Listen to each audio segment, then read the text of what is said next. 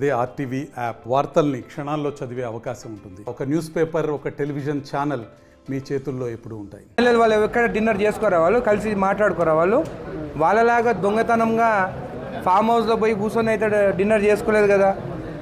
నడిబొడ్డున కోహినూర్ హోటల్లో కూర్చొని డిన్నర్ జరిగింది.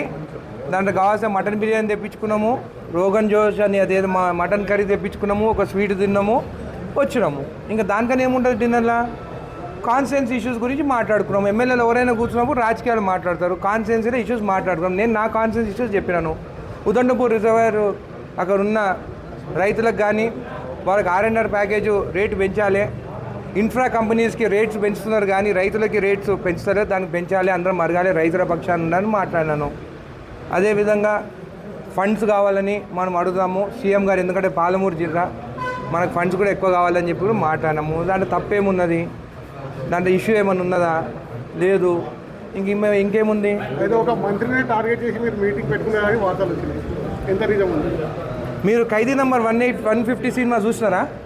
దాంట్లో చిరంజీవి ఏం చేస్తాడు?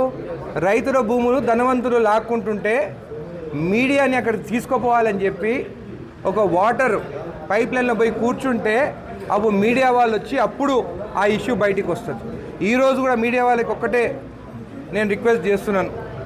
రాష్ట్రంలో బీఆర్ఎస్ పాలనప్పుడు కొంతమంది సీలింగ్ పొలాలు, గవర్నమెంట్ పొలాలని అప్పుడు పట్టాలు చేసుకున్నారు. దానికోసం కొంతమంది ఆదివాసులకు పాపం రోడ్డుపైకి వచ్చినారు. అది మీరు ఇష్యూ ఎక్కడుందో తెలుసుకోండి. ఇంకా నా వైపు రాకండి. ఆ రైతుల కోసం పోరాడండి. ఆ రైతులకి న్యాయం జరిగేదని మీరు పోరాడండి. అది ఎక్కడుందో మీకే బాగా తెలుసు, ఎందుకంటే మాకు కూడా చాలా ఇష్యూస్ మీడియా వాళ్ళు చెప్తేనే తెలుస్తుంది.